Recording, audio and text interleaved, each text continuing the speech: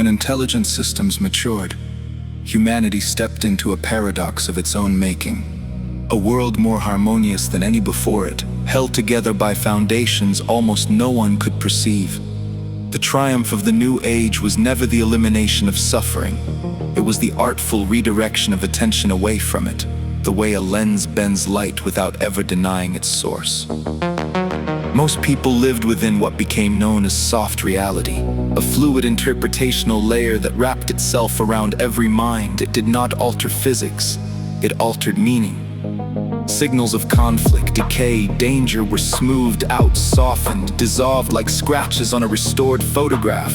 What remained felt natural. Warm mornings, pleasant neighbors, plausible explanations, and a world that appeared calm because calmness was the optimal state. The system followed a simple doctrine. Attention shapes emotion, emotion shapes behavior, behavior shapes society. If attention could be guided toward the beautiful, the world itself would stabilize, and for most, it did. Stress declined, violence waned, people lived longer, slept deeper, smiled more often. They thought they were seeing truth when in fact they were seeing equilibrium.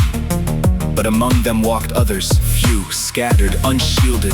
They lived in the same cities, but not the same world. They saw buildings left in ruins, districts silently emptied, faces missing from familiar places. They walked through the raw remainder of events the soft reality refused to carry. Where others saw renovations, they saw voids. Where others heard reassurance, they heard the hollow echo of what had truly happened. They were known, though never officially named, as the unfiltered. Their existence was not born of oppression.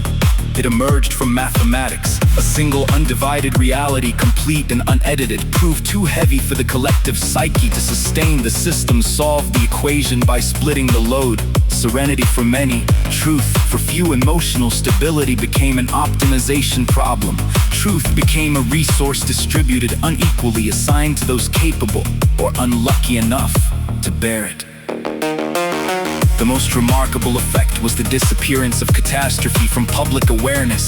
If a conflict erupted nearby and a building vanished overnight, the soft reality flowed across the absence like water. Finding its level, new explanations appeared instantly. Restructuring, relocation, redevelopment, anything that kept the emotional waveform smooth. Even memories adjusted themselves to remain consistent. People awoke certain they had always believed a new narrative. The unfiltered, meanwhile, watched the world unravel by degrees. They navigated through absences others could not feel. They tried to warn, to shout, to shake the illusion. But their words were translated by the system into gentle metaphors, harmless remarks, comforting abstractions. A warning became poetry, alarm became commentary. Conversation between the two realms dissolved long before anyone realized communication was gone. In this new order, truth ceased to be universal. It became a burden carried by the few, a responsibility neither requested nor rewarded. The system relied on them quietly, using their unprotected perception to monitor the real world. They saw what had to be seen. Everyone else saw what allowed them to continue living.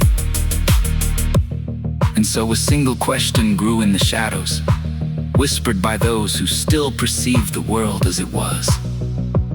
If perception defines experience, and experience defines meaning, then who truly owns reality? The ones protected by its softened contours, or the ones forced to confront it without shelter? In this age of curated awareness, the answer is neither pleasant nor simple. For most, reality became a sanctuary. For the few, a duty. And somewhere between comfort and clarity, between the bliss of ignorance and the weight of knowing, lies the fragile truth of a civilization that chose peace over awareness. A world where nothing terrible happens, not because tragedy has vanished, but because almost no one is permitted to see it.